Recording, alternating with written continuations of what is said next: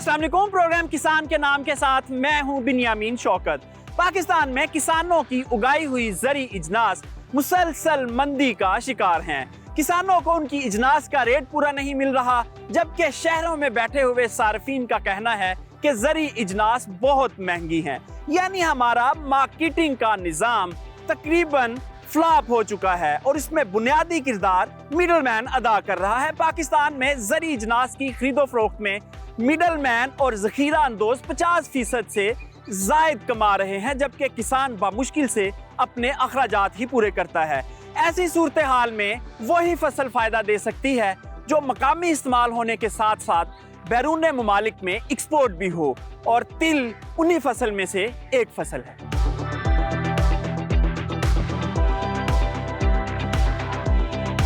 साल 2023 के दौरान पाकिस्तान ने चाइना को 1,70,000 टन तिल एक्सपोर्ट किए, जिसकी मालियत तकरीबन $300 मिलियन बनती है। चाइना की डिमांड इससे कहीं ज्यादा है, मगर हमारी प्रोडक्शन बहुत कम है।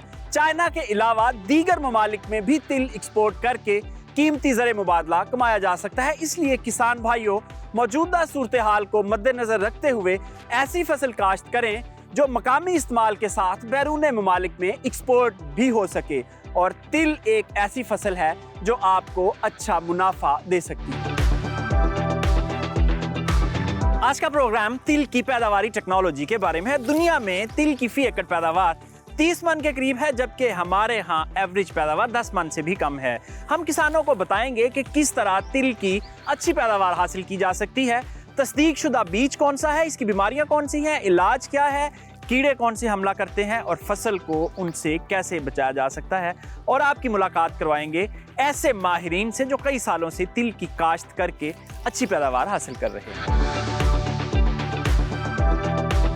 चंद साल कबल पाकिस्तान में तिल की काश्त चंद हजार एकड़ पर ही हो रही थी, मगर जैसे ही इसकी मार्केट बढ़ी, तिल के जेरे काश्त रकबे में भी इजाफा होता गया। साल 2021 में तकरीबन 5 लाख एकड़ पर तिल काश्त किया गया, जबकि 2023 तक जेरे काश्त रकबा 10 लाख एकड़ तक पहुंच चुका था, और रवां साल हुकूमती अदाद-ओ-शुमार के मुताबिक 20 लाख एकड़ पर तिल काश्त करने का प्लान किया जा रहा है।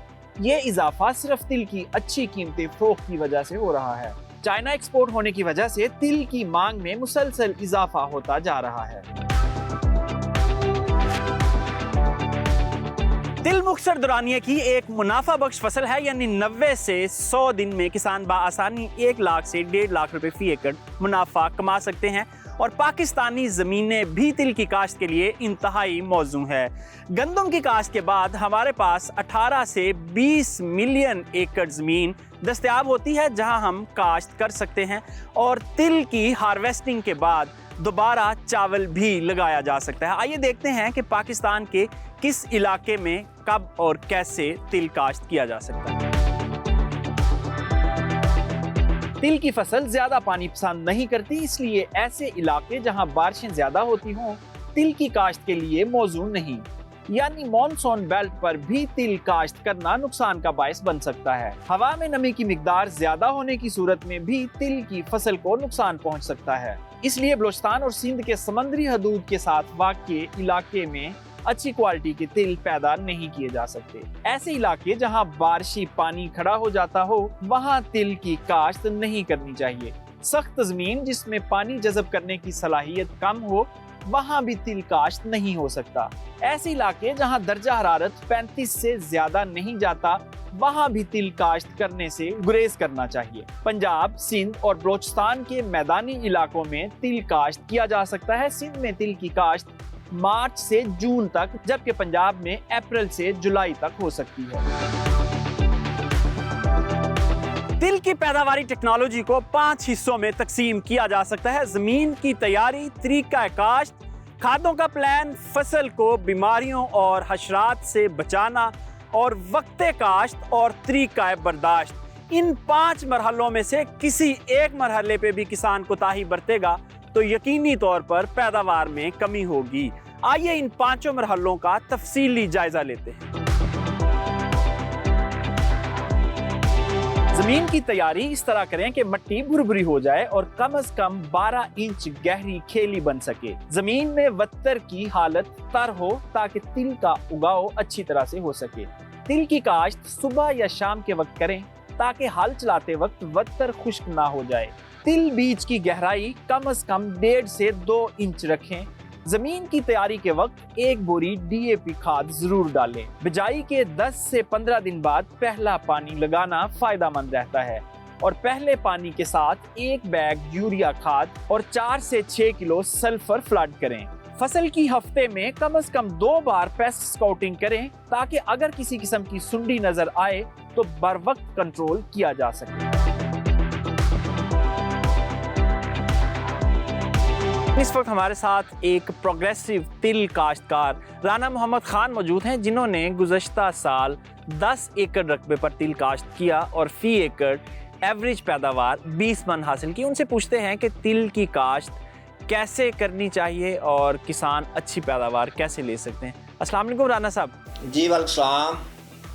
राना साहब, सबसे पहले ये बताएं कि आपने माशाल्लाह बड़ी अच्छी पैदावार ली, क्या राज है इसका? जो वैरायटीज़ यूब रिसर्च से यहाँ पर डेवलप की हैं वो TS5 है। इन्होंने ये हमें सीड दिया तो हमने वो सीड लगा के हमने अल्हम्दुलिल्लाह उसकी पैदावार भी अच्छी हासिल की और हमारा अभी टारगेट है कि उसको हम डबल करेंगे। आपका तरीका काश्त क्या था तिल का? हमने दोनों तरीके से लगाया था जी, छट्टा भी दिया था और खेलियों पर भी लगाया था। ठीक है। अच्छा, ये बताएं कि खादें क्या क्या डाली आपने? खादें इसमें सबसे पहले हमने DAP इस्तेमाल किया, उसके बाद हमने जो नाइट्रोफास है उसको इस्तेमाल किया और साथ यूरिया का इस्तेमाल किया। आपने हार्वेस्टिंग कैसे की? हमने तो हाथ से ही करवाया। तिल कैसे निकाला? जो इसके डोडियां हैं उसमें से तिल कैसे निकाला आपने? वो जब उसके ऊपर डंडे के साथ उसको करते हैं ना जी उसको, तो वो बिल्कुल खुश्क होता है और वो फौरन वहाँ से जो है ना उसके अलग हो जाती हैं, उसके छिलके अलग हो जाते हैं। राना साहब, आपने मैनुअल हार्वेस्टिंग की, इसकी हार्वेस्टिंग जो है वो अब किसान जो थ्रेशर वाली गंदम थ्रेशर मशीन है उससे भी कर रहे हैं। सिर्फ जाली जो है वो बदली जाती है और गंदम वाली थ्रेशर से भी इसको हार्वेस्ट किया जाता है। राना साहब, आपके वक्त का बहुत शुक्रिया।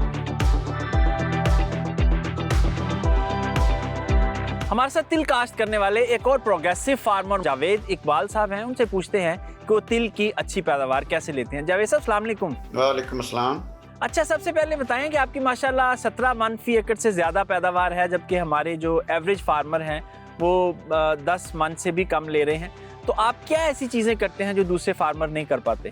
का बीज इस तरह काश्त करना है ना जी, वो काश्त करने के लिए अच्छा सर्टिफाइड बीज होना चाहिए। फिर इसको काश्त करने के लिए ज़मीन की वत्तर का है ना जो वो होना चाहिए ताकि जो जर्मिनेशन है ना वह पौधे की उसकी तादाद पूरी होनी चाहिए। फिर उसके प्रॉपर उसमें खाद DAP डालना चाहिए, क्योंकि ज़िम्मेदार ये इसलिए नहीं डालता कि उसका कद बड़ा हो जाता है। वो और खादें यूरिया वगैरह इस्तेमाल करता है, DAP नहीं इस्तेमाल करता। DAP या फास्फोरस खाद इस्तेमाल करनी चाहिए उसको। और फिर इसके बाद इसके अगला मरला आता है कि इसमें जो पानी लगाना है ना जी, वो पानी इसको ऐसे मौसम में लगाया जाए कि ताकि बारिश का पानी ना हो, मौसम साफ़ हो, पानी के देख के ध्यान से लगाना चाहिए। जब इसको ज़रूरत महसूस करे कि ये पानी की ज़रूरत है कि उसको बहुत कम पानी लगते हैं जी। पिछले साल तो ऐसे भी हुआ कि किसी किसान ने 1 पानी से फसल पूरी हो गई, किसी ने कहा 2 से हमारी पूरी हो गया जी। क्योंकि अगर बारिश जो आज अगर इसको तिल को पानी लगा दें, ऊपर से बारिश आ जाए तो फिर इसमें नुकसान हो जाता है जी, क्योंकि पानी ज़्यादा बर्दाश्त नहीं करती ये फसल। फिर तीसरी फसल बात इसकी, जब इसको जो जर्मिनेशन हो जाए, पानी और खाद वो आपने पूरा कर लिया तो फिर इसके में बीमारी का इसको में बहुत ध्यान रखना पड़ता है जी, क्योंकि ज़िम्मेदार पहले तवज्जो नहीं देता था। जो 10 मन वाली बात है ना जी, वो ऐसे ही था कि वो हमने बीज लिया फसल तो ठीक है। जब हमने जो इसको पूरा इसके किया ना, इसका ध्यान किया, उसमें जब बीमारी आई, तेला वगैरह आया तो हमने उसको स्प्रे कराया जी। फिर उसमें उसके बाद जो स्प्रे तो बाद फिर इसके सुंडी एक आता है जी, जब इसमें फली निकलती है जी, वो स्प्रे करना पड़ता है इसमें। उसके बाद फिर इसकी जब कटाई की वक्त आता है, कटाई भी इसको बहुत अच्छे और ध्यान के तरीके से कराना पड़ता है, क्योंकि वो ख़राब ना हो। मौसम देखना पड़ता है, मौसम के लिहाज से इसको देख के मौसम से कटाई करनी चाहिए और उसको हार्वेस्टिंग करके बहुत अच्छे बंडल बना के उसको रखना चाहिए। फिर उसको जब हार्वेस्टिंग करें या थ्रेशर करें या हाथ से जड़ाएं उसको बहुत अच्छे तरीके से, ताकि उसकी फली से पूरा बीज बाहर आ जाए। इसी तरह एवरेज आपकी बढ़ेगी और एवरेज इंशाल्लाह इस साल बहुत अच्छी होगी, क्योंकि ज़मींदार बहुत तवज्जो दे रहा है, किसान इस वक्त बड़ी तवज्जो के साथ ये फसल लगा रहा है। अच्छा, ये बताएं कि अगर आखिरी जब तैयारी के मराहिल में हो तो आखिरी 10-15 दिन में बारिश आ जाए तो क्या इम्कानात होते हैं कि ये ख़राब हो जाए या बच जाएगा? जी, उसमें हमें इंतज़ार करना चाहिए। जब आखिरी 10-15 दिन मिल जाए ना जी, बहुत अच्छा होता है ना, आइडियल होता है जी। अगर ऐसा मौसम में कटाई कर दी कि आपने देखा ही नहीं, बादल आ गए हैं, बारिश का इम्कान होगा, मौसम ख़राब हो गया, महकमा मौसमियात की मालूमात नहीं ली तो आपने कटाई की तो ज़ाहिर ख़राब हो जाएंगे। अगर महकमा मौसमियात आपको बता रहा है कि मतला साफ रहेगा तो फिर आपको कटाई करनी चाहिए। नहीं तो अगर खड़ी फसल के ऊपर बारिश पड़ जाए फिर? खड़ी फसल पे हो जाए तो काफ़ी फिर भी कटाई से बेहतर रहता है। अगर कटाई कर लेना जी तो और उसमें ज़्यादा नुकसान होता है, और खड़ी रह जाए तो बारिश आ जाए तो कम नुकसान होता है। नुकसान तो होगा जी। तो आपके एरिया में जब आपने काश्त की तो कब बारिशें आई और उसका क्या नुकसान हुआ फसल को या क्या फ़ायदा हुआ? जब बारिश हमें जो नुकसान कम हुआ पिछले साल, क्योंकि जब बारिशें आई हैं तो वो उसको पानी की ज़रूरत थी। वो ज़िम्मेदार ने पानी जो फ्लड करना था या ट्यूबवेल का पानी लगाना था या नहरी पानी लगाना था वो पानी लगाया, वो बारिश के साथ ही काम हो गया। कि काफ़ी किसानों ने ऐसा भी किया कि एक पानी की ज़रूरत ही पड़ी है। बारिश वक्फे से आ जाती थी, कभी 15 दिन के बाद, कभी 10 दिन के बाद, क्योंकि इसमें पानी बहुत कम लगता है। 2-3 पानी की जिसका फसल है, अगर मौसम खुश्क रहे तो अगर 1-2 बारिश आ जाए तो पानी 1-2 बस जरूरत पड़े। मैं एक मैसेज देना चाहता हूँ किसान को। जी बताएं। जब इसको कटाई करें उस वक्त इसका खास ध्यान करें, और अच्छे जो बोरा होता है ना जिसमें बैग में डालते हैं, वो खाद वाले बैग में न डालें, किसी साफ़ सुथरे और बैग खरीद के उसमें डालें। उसमें नुकसान कम होगा, जिसकी क्वालिटी जो वो बरकरार रहे। चलें जावेद साहब, आपके वक्त का बहुत शुक्रिया। यकीनी तौर पे किसान आपको सुन रहे हैं और आपकी बातों पर अमल करके किसान भी अच्छी पैदावार ले सकें। हमारे साथ इस वक्त एक तिल एक्सपोर्टर बरकत अली साहब मौजूद हैं। उनसे पूछते हैं कि इस बिज़नेस में कितना पोटेंशियल है और कितना तिल पाकिस्तान से चाइना एक्सपोर्ट हो सकता है। अस्सलाम वालेकुम सर। जी वालेकुम अस्सलाम। बरकत अली साहब, सबसे पहले ये बताएं कि चाइना में कितना पोटेंशियल है, कितना को तिल पाकिस्तान से एक्सपोर्ट हो सकता है? इस साल हुई है 3 लाख मेट्रिक टन और नेक्स्ट ईयर एक्सपेक्टेड है इंशाल्लाह 4 लाख मेट्रिक टन की, लेकिन चाइना की जो डिमांड है वो इससे काफ़ी ज़्यादा है। अच्छा, आप कितनी देर से एक्सपोर्ट कर रहे हैं चाइना तिल? चाइना की एक्सपोर्ट तो ये पिछले 2 ईयर से स्टार्ट हुई है। उससे पहले हम लोग यूएसए वगैरह कर रहे थे, दुबई और सऊदीया भी एक्सपोर्ट हो रहे हैं। अच्छा, आप ये बताएं कि तिल की प्रमोशन के लिए या तिल ज़्यादा काश्त रकबे पर करें किसान, इसके लिए आप आज एक सेमिनार भी करवाया है आपने, उसके क्या मकासद हैं और उससे क्या हासिल किया आपने? इस सेमिनार का मकसद यही था कि हमारा मकसद था कि किसानों को हम बता सकें कि वो किस तरह अच्छा सीड, अच्छी दवाई इस्तेमाल करके तो प्रोडक्शन अपनी बढ़ा सकते हैं।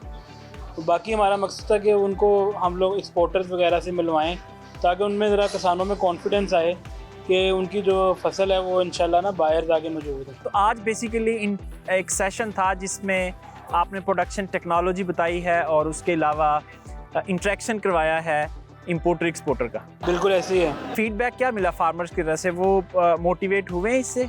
जी बड़ा अच्छा फीडबैक मिला है। जितने भी लोग आए थे सारे बड़े खुश व खुर्रम गए हैं। उन्होंने कहा जी हमें बड़ा फ़ायदा हुआ है। तो इंशाल्लाह आगे भी इस तरह की तकरीबात बाकी लोगों को भी है, बाकी जो हमारे इंडस्ट्रियलिस्ट वगैरह हैं उनको भी मोटिवेट करेंगे। गुज़श्ता साल पाकिस्तान से चाइना कितना तिल एक्सपोर्ट हुआ है? गुज़श्ता साल तकरीबन 1.5 से 2.25 लाख टन जो है ना वो तकरीबन हुआ है चाइना एक्सपोर्ट। और इस साल 3 लाख की उम्मीद है? इस साल इंशाल्लाह उम्मीद तो है 2-2.5 लाख की, अगर रेट उनके मुताबिक रहे और काश्त अच्छी हो। इस साल रेट क्या रहने के इम्कानात हैं फी मन? पिछले साल तो 20,000 तक गए थे, अभी 16,000 तक है। तो उम्मीद है नई फसल की 14,000 से शुरू होकर 15 तक इतनी होगी। अच्छा, एक्सपोर्ट क्वालिटी का तिल पैदा करने के लिए किसानों को किन किन एहतियाती तदाबीर का ख्याल करना चाहिए? किसानों को यही चाहिए कि बर वक्त काश्त करें, मतलब जो उसका अब ये मई जून बेस्ट टाइम है काश्त करने का। और कटाई के वक्त ध्यान रखें कि मौसम चेक करें कि जब वो कटाई कर रहे हो तो तब कटाई के वक्त बारिश ना हो। ये 2-3 तदबीरें हैं। और ये कि जब फसल उग जाए उसके बाद पानी ना खड़ा हो, वो बेड्स पे लगाएं। जो एक्सपोर्ट करना चाहते हैं किसान, वो क्या तरीकाकार है? वो आपको अप्रोच करें या कोई और भी इदारे हैं? आप लोग हमें अप्रोच करें। फैसलाबाद में 3-4 कंपनीज हैं, उसके बाद फिर कराची में काफ़ी हैं, गुजरांवाला कामों की में बहुत हैं। डिमांड तो इसकी काफ़ी ज़्यादा है। कंपनीज अब जब हमने शुरू किया था 2 से 3 कंपनीज थी, अब माशाल्लाह 15-20 कंपनीज हैं। जी बरकत अली साहब, आपके वक्त का बहुत शुक्रिया। तिल की फसल पर रस चूसने वाले कीड़े, फफूंदी से पैदा होने वाली बीमारियां, फल का गलाव, ये चंद अहम मसाइल हैं जिनको कंट्रोल किए बगैर हम अच्छी पैदावार नहीं ले सकते। मुख्तसर ब्रेक, और ब्रेक के बाद आपको लिए चलेंगे तहकीकी इदारा बराए तेलदार इजनास फैसलाबाद, और वहां के माहिरीन से जानेंगे कि इन बीमारियों का हल क्या है। Stay with us.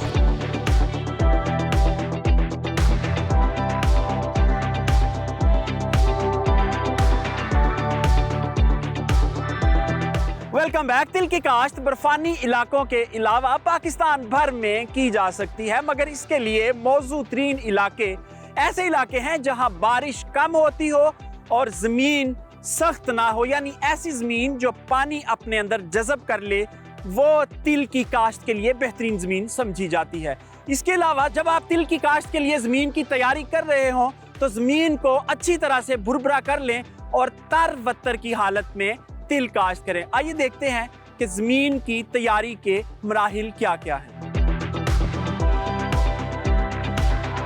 तिल की काश्त 3 मुख्तलिफ तरीकों से की जाती है। सबसे बेहतरीन तरीका ड्रिल से खेलियों पर काश्त है, जिससे फी एकड़ पौधों की तादाद भी पूरी हो जाती है और पौधों के दरमियान बाहमी फासला भी बरकरार रहता है। ड्रिल मैसर ना हो तो 2 किलो बीज नमी वाली 4 किलो रेत में अच्छी तरह मिक्स करें। तैयार जमीन में लंबाई और चौड़ाई के रुख छट्टा दे दें और ऊपर से सुहागा फेर कर कमाद की खेलियां बनाने वाली मशीन से खेलियां बना दें। खेलियों पर तिल की काश्त से किसी भी किस्म का स्प्रे करना आसान हो जाता है और पानी की मैनेजमेंट भी दुरुस्त रहती है। तिल की फी एकड़ अच्छी पैदावार के लिए सबसे ज़रूरी चीज़ ये है कि आपका बीज सर्टिफाइड होना चाहिए, हुकूमत की तरफ से मंजूर शुदा होना चाहिए। और हुकूमत की तरफ से मंजूर शुदा बीज की सबसे बड़ी पहचान ये है कि उसके ऊपर federal seed certification and registration department का ये वाला स्टिकर लगा होना चाहिए। ये अगर स्टिकर नहीं लगा हुआ तो इसका मतलब है कि बीज जो है वो गैर मेयारी है, तस्दीक शुदा नहीं है, इसलिए उससे अच्छी पैदावार नहीं ली जा सकती। फी एकड़ 2 किलो बीज इस्तेमाल किया जाता है और 2 किलो बीज को आपने 4 किलो रेत में मिक्स करना है और ये रेत ऐसी होनी चाहिए कि जिसमें नमी मौजूद हो। नमी वाली रेत में 2 किलो बीज को अच्छी तरह से मिक्स कर लेना है।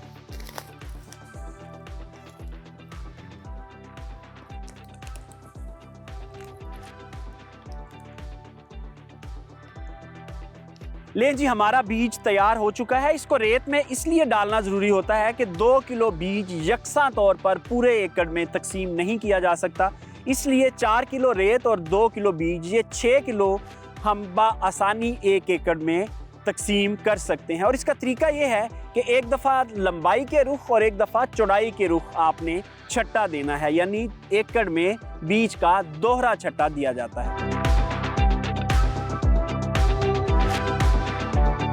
तिल की काश्त 3 मुख्तलिफ तरीकों से की जाती है। सबसे बेहतरीन तरीका ज़मीन की तैयारी के बाद, यानी ज़मीन भुरभुरी करने के बाद उसके ऊपर खेलियां बनाएं और ड्रिल मशीन से तिल की काश्त कर दें। दूसरा तरीका खेलियां बनाकर उसको चोबे की मदद से तिल काश्त करना, और तीसरा तरीका फ्लैट ज़मीन पर छट्टा देकर ऊपर से खेलियां बना देना। इन तीनों तरीकों से काश्त किया जाता है और तिल की इन तीनों तरीकों से अच्छी पैदावार हासिल की जा सकती है।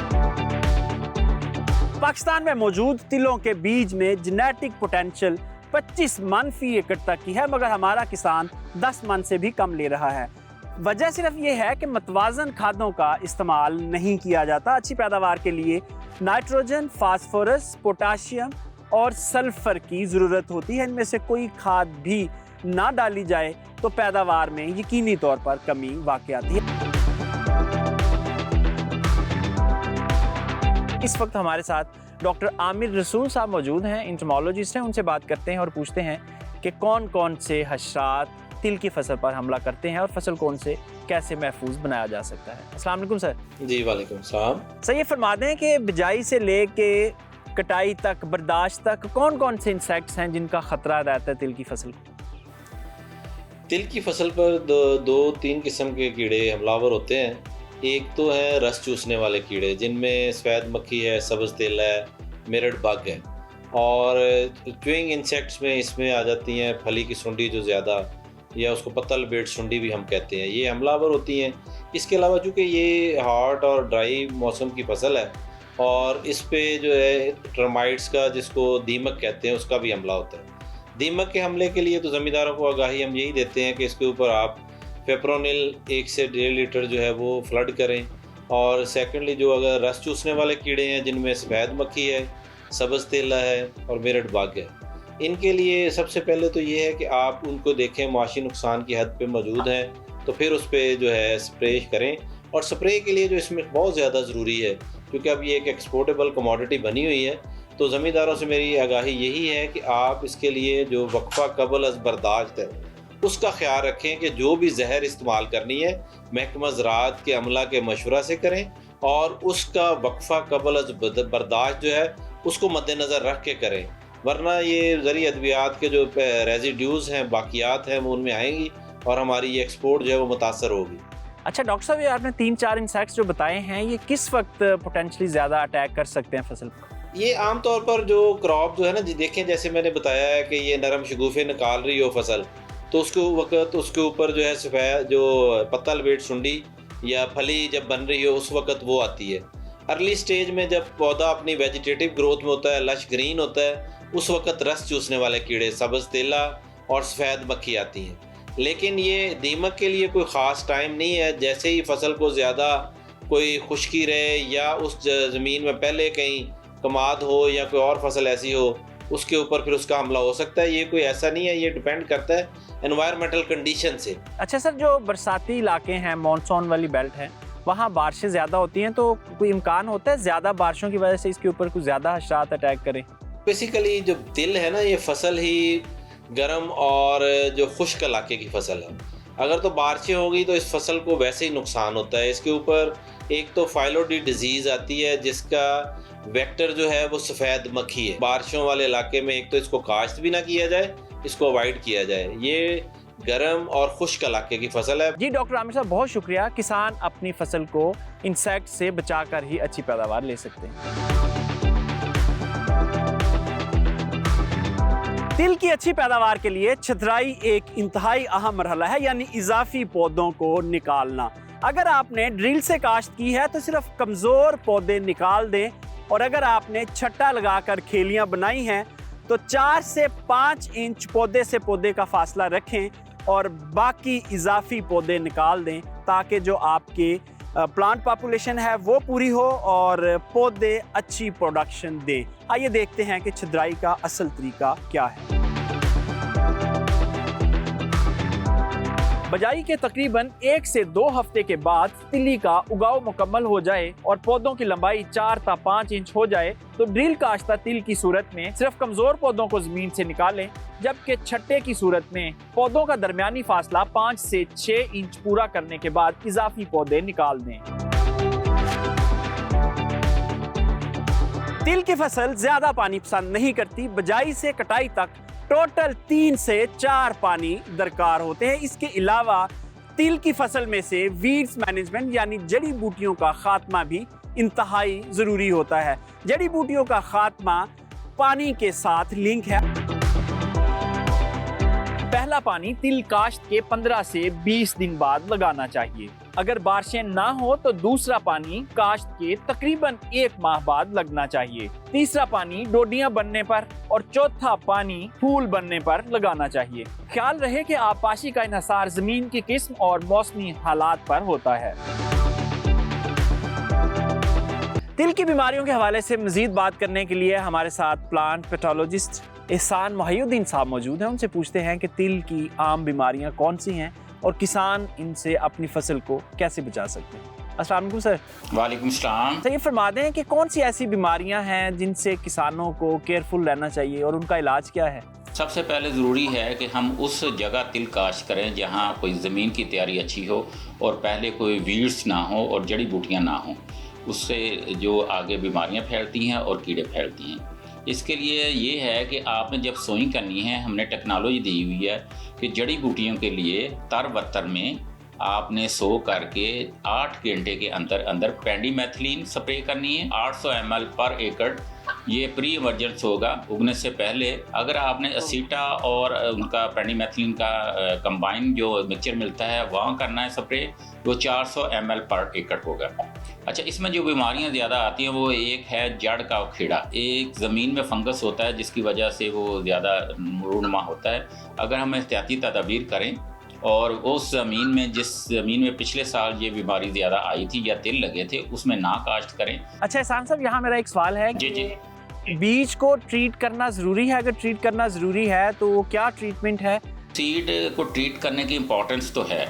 वो ये है कि सबसे पहले जिस सीड के अंदर या सीड के ऊपर जरासीम होता है ना बीमारी का, वो किल हो जाता है। और जब सीड अंदर जाता है ज़मीन के, तो 15 दिन के लिए जो ज़मीन के अंदर कोई पैथोजन होता है या इन्फेक्शन होती है या जरासीम होता है, उसको वो प्रोटेक्ट करता है 15 दिन के लिए। इसके लिए टॉप्सन एम फंजीसाइड है जिसमें थायोफनेट मथाइल एक्टिव जहर है, उसका 2 से 2.5 ग्राम पर केजी सीड को बीज को दवाई लगाकर सो करना चाहिए। ये तकरीबन सीड बॉर्न डिजीज़ जो है ना, और सॉइल में जो पैथोजन पड़ा होता है 15 ये दवाई जो आपने बताई है ये हमें पानी में मिक्स करके लगानी है? ये है कि आपने एक, अगर सीड ट्रीटेड होता है, अगर सीड ट्रीटेड नहीं है तो आप एक डब्बा ले लें, उसमें 2 ग्राम जो है वो डाल लें, 2 से 2.5 ग्राम दवाई, और 1 केजी सीडी डालें। उसको अच्छी तरह शेक करना है ड्राई कंडीशन में, और वो सारा इर्द गिर्द लग जाए, उसको सो कर दें। और दूसरा ये मैं बताता हूँ कि अगर वो सीड ट्रीटमेंट के अलावा फिर भी बीमारी आ जाती है तो हमारे पास कुछ फंजीसाइड्स हैं जो स्प्रे करने से अर्ली स्टेज पे बीमारी कंट्रोल हो जाती है, जिसमें टॉप्सन एम है, रेडोमेल गोल्ड है, टॉप्सन एम है। और इंसेक्ट के मतलब करूँ तो इसमें जो सकिंग इंसेक्ट आते हैं उसमें वाइट फ्लाई है, एफिड है, और ज़्यादा इसका जो प्रॉब्लम है वो है पत्ता लपेट सूंडी। पत्ता लपेट सूंडी के लिए आप किसी भी मशा करके ज़रूरी साइंसदान से या ज़रूरी तहकीकाती इदारे से या एक्सटेंशन वालों को लोग से, तो जो लेमडा है वो स्प्रे कर सकते हैं, और जो दूसरी फंजीसाइड वो स्प्रे कर सकते हैं ताकि इसका तदारक हो जाए और बीमारी आगे ना फैल सके या कीड़े ज़्यादा नुकसान ना दे सकें। सर इसके अलावा कौन सी ऐसी बीमारियां हैं, ये जो चांदे का आपने एक फंगल डिजीज बताई है या इसमें ना दो चीज़ें हैं बीमारियों के मतलब। एक इसमें आती है कि वो फ्लॉडी उसे कहते हैं, उसमें ये होता है कि फूल जब बनता है तो फूल में फलियाँ बनती हैं, तो फलियाँ नहीं बनती, वो गुच्छा नुमा एक स्ट्रक्चर बन जाता है, पत्ता नुमा स्ट्रक्चर बन जाता है, जिससे बहुत ज़्यादा नुकसान होता है। और वो पॉट्स नहीं बनते, वो फलियाँ नहीं बनती, उसमें से बीज नहीं बनते, उसको फ्लॉडी कहते हैं। ये एक वायरल डिजीज़ है, माइकोप्लाज्मा डिजीज़ है। ये इंसेक्ट जो रस चूसने वाले कीड़े हैं इससे आती है, और आगे ये दूसरे पौधे से जब रस चूसते हैं तो उधर जाती है। ये भी काफ़ी ख़तरनाक बीमारी है। इससे अगर हम एहतियाती तदाबीर यही कर लें कि अगर 1-2 प्लांट खेत में है उनको आप उठा के खींच के उनको जला दें। अच्छा एहसान साहब, अगर ज़्यादा बारिशें हो जाएं तो उन दिनों में इसके ऊपर तेले का भी हमला हो सकता है, उसके लिए किसानों को स्प्रे करना चाहिए या नहीं? अच्छा, 2 चीज़ें हैं। एक तो है कि ये लगाने ही उस जगह चाहिए जहाँ अगर बारिशें भी ज़्यादा होती हैं तो स्टैंडिंग वाटर जो है ना, फील्ड में पानी नहीं खड़ा होना चाहिए। अच्छा ये बताएं कि लाहौर रीजन में इस मौसम में लगाना सूटेबल है तिल? हाँ जी, अब ये क्रॉप पूरे पंजाब में फैल रही है।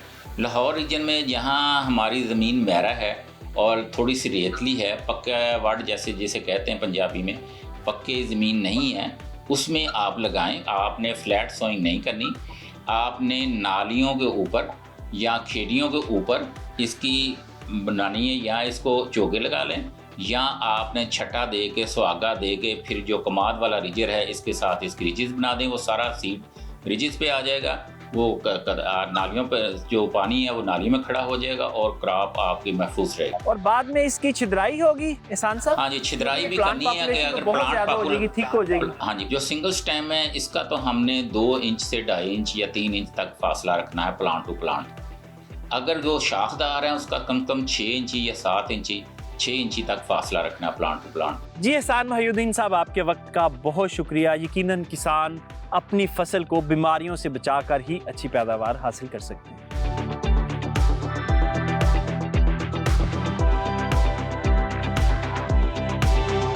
सरकारी आदादोशुमार के मुताबिक गुज़श्ता साल पाकिस्तान में 10 लाख एकड़ पर तिल काश्त किया गया था, और इस साल हुकूमत की तरफ से 20 लाख एकड़ का सर्टिफाइड बीज तैयार किया गया है। जो किसानों को दिया जाएगा तिल काश्त करने के लिए। इतनी बड़ी क्वांटिटी में तिल कहाँ जाएगा, ये एक अहम सवाल है जो हर किसान के जहन में उठता है। तो किसान भाइयों, अच्छी खबर ये है कि हुकूमत की तरफ से नई मंडियों की तलाश शुरू कर दी गई है। मुख्तसर ब्रेक, और ब्रेक के बाद आपको बताएंगे कि ये नई मंडियां कौन सी हैं और किसान उन मंडियों तक कैसे रसाई हासिल कर सकते हैं।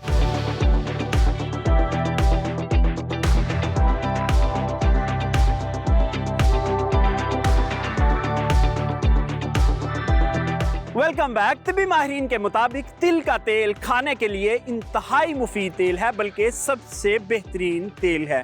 इसमें मौजूद विटामिन ई, बी, डी और हेल्दी फैट खानों को न सिर्फ लजीज बनाते हैं बल्कि स्किन में शाइन भी लाते हैं और बहुत सी बीमारियों का कुदरती इलाज भी है। महकमा ज़राअत पंजाब से director general research doctor Sajidur Rahman साहब हमारे साथ मौजूद हैं। उनसे पूछते हैं कि तिल की इस साल क्या सूरत हाल है और तिल की प्रमोशन के लिए हुकूमत क्या इक़दाम कर रही है। अस्सलाम वालेकुम सर।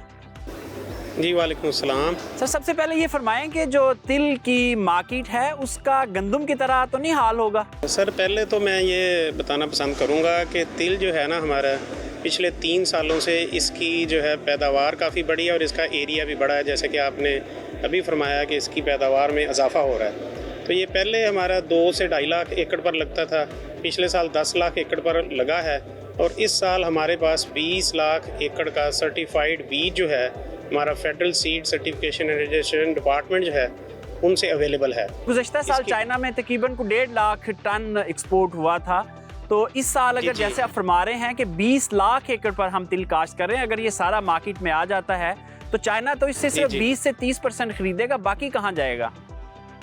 नहीं, अभी हमारे पिछले हफ्ते जो है ना चाइनीज़ के साथ डायलॉग भी हुआ है और एक हमने जो है उनकी तावन से एक फैसलाबाद में बहुत बड़ा सेमिनार मुनक्कद किया था तिल के हवाले से। तो वो चाइनीज़ अभी तो कह रहे हैं कि हम सारा ख़रीदेंगे जितना भी आप प्रोड्यूस करेंगे, लेकिन हमें दूसरी मार्केट्स भी तलाश करना पड़ेंगी ना।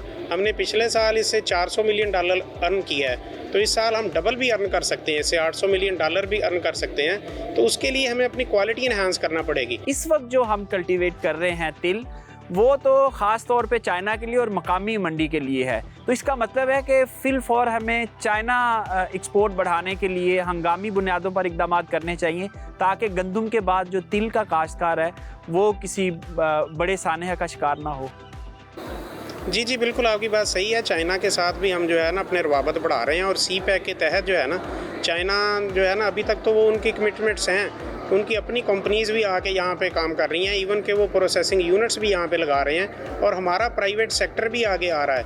ये हम सिर्फ टी-टैप पे नहीं छोड़ रहे, ये प्राइवेट सेक्टर जो है हमारा, जो हमारी ऑर्गेनाइजेशंस हैं जैसे पाक फूड इम्बैक्स है, SGS है और दूसरी ऑर्गेनाइजेशंस हैं, वो बाहर वालों के साथ राब्ते में हैं, सैम्पलिंग जारी है और जो आइडेंटिफाई किए जा रहे हैं डिफरेंट कंट्रीज़ जहाँ पे हम ये अपना जो है ना एक्सपोर्ट बढ़ा सकते हैं। रवा सीजन के लिए जो रिकमेंडेड पेस्टिसाइड, वीडिसाइड, फंजीसाइड की डोजेस हैं, क्या वो आपने फार्मर्स तक कन्वे कर दी हैं कि कौन सी यूज़ करनी है, कौन सी नहीं करनी, और इसका कोई लिटरेचर अवेलेबल है तो किसान कहाँ से ले सकते हैं वो? जी जी, इसका लिटरेचर अवेलेबल है और इसके जो हैं फार्मर्स अवेयरनेस के लिए वर्कशॉप्स और सेमिनार्स और फार्मर डेज भी किए जा रहे हैं। दूसरा, हम जितना भी सीड दे रहे हैं ना फार्मर्स को, सीड के साथ इसका प्रोडक्शन टेक्नोलॉजी कंप्लीट जो है वो पम्फलेट साथ दे रहे हैं। जिस भी फार्मर के पास सीड पहुंचेगा उसके पास वो प्रोडक्शन टेक्नोलॉजी का पम्फलेट भी जाएगा। और इसके अलावा सोशल मीडिया और इलेक्ट्रॉनिक मीडिया जो है उसका भी हम यूज़ कर रहे हैं ताकि फार्मर तक मैसेज सही पहुंचे और इसकी जितनी क्वालिटी प्रोडक्शन होगी उतनी हमारी जो है ना वो ज़्यादा एक्सपोर्ट जो है वो इंक्रीज़ होगी। अच्छा, ये फरमाएं कि जो रिकमेंडेड सीड वेराइटीज़ हैं वो कौन कौन सी हैं और कोई लिस्ट है कि आपने जो सीड प्रोड्यूसर्स हैं उनको लिस्ट किया हो, उनको ऑथराइज किया हो कि आप बीज सेल कर सकते हैं? जी जी, किसानों को कैसे पता चलेगा ये अच्छा बीज है, क्योंकि अब डिमांड ज़्यादा है और लोग मार्केट से उठा रहे हैं और पैकिंग करके बेची जा रहे हैं? जी जी, इसमें ऐसे है कि फार्मर्स को चाहिए कि वो जो हमारा अदारा है वफाकी federal seed certification and registration department, उसका सर्टिफाइड टैग चेक करके सीड लें और हमारी यूज़री तहकीकाती अदारा की तैयार करदा जो वैराइटीज़ हैं TS3 है, TS5 है, TH6 है और अनमोल तिल है और इसके अलावा न्याब की एक वैरायटी है न्याब मिलेनियम और पर्ल। ये वैरायटीज़ हमारी मार्केट में अवेलेबल हैं और ये फार्मर जो हैं सर्टिफाइड टैग दे के इन वैरायटीज़ का बीज लेके तो काश्त करें। जी डॉक्टर साहब, आपके वक्त का बहुत शुक्रिया। यकीनन अगर किसान बताए हुए तहकीकी इदारों की तरफ से बताए हुए असूलों पर अमल करेंगे तो ही एक्सपोर्ट क्वालिटी का तिल पैदा होगा और हम मार्केट में उसे बेच सकेंगे। हमारे यहाँ बहुत कम रकबे पर तिल काश्त हो रहा है। उसकी एक वजह यह भी है कि फी एकड़ पैदावार 10 मन से भी कम है, जबकि अक्सर ममालिक में तिल की फी एकड़ पैदावार 30 मन के करीब है। हमारी फी एकड़ पैदावार इंतहाई मायूस कुन है, जो तहकीकी इदारों और एक्सटेंशन सर्विस वालों के लिए लम्हा फिक्रिया है। आइए देखते हैं कि तिल पैदा करने वाले 5 बड़े ममालिक कौन से हैं और पाकिस्तान की क्या सूरत हाल है। तिल काश्त करने वाले 5 बड़े ममालिक का जायजा लें तो सूडान 15 लाख टन पैदावार के साथ दुनिया में तिल पैदा करने वाला सबसे बड़ा मुल्क है, जबकि दूसरे नंबर पर म्यांमार का नंबर आता है जो तकरीबन 8 लाख टन तिल पैदा कर रहा है। तंजानिया तिल पैदा करने वाले ममालिक में तीसरे नंबर पर आता है जिसकी कुल पैदावार 7 लाख टन है, जबकि इंडिया तिल पैदा करने वाला चौथा बड़ा मुल्क है जिसकी कुल पैदावार 6 लाख टन है। नाइजीरिया 5 लाख टन के साथ 5वें नंबर पर है, जबकि वतन अजीज में सिर्फ 2 लाख टन तिल पैदा किया जा रहा है।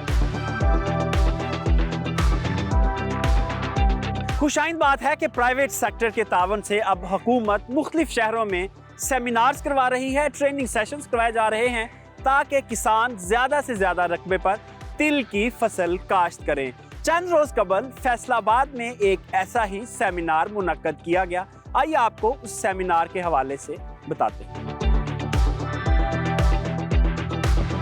तिल की पैदावार बढ़ाने और एक्सपोर्ट क्वालिटी की पैदावार के लिए फैसलाबाद में पाक फूड इम्पैक्ट्स की जानिब से एक रोजा सेमिनार का इनाकाद किया गया, जिसमें मुख्तलिफ इलाकों से आए हुए सैकड़ों किसानों ने शिरकत की। इस मौका पर माहिरीन ने किसानों को तिल काश्त के जदीद तरीके सिखाए।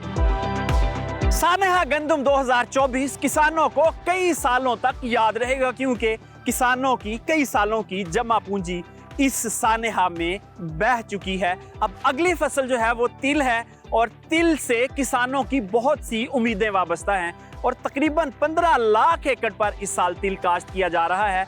अगर हुकूमत ने एक्सपोर्ट के लिए बरवक्त इक़दामात ना किए तो खदशा है कि इस फसल में भी किसानों को शदीद नुकसान हो। ये था आज का प्रोग्राम।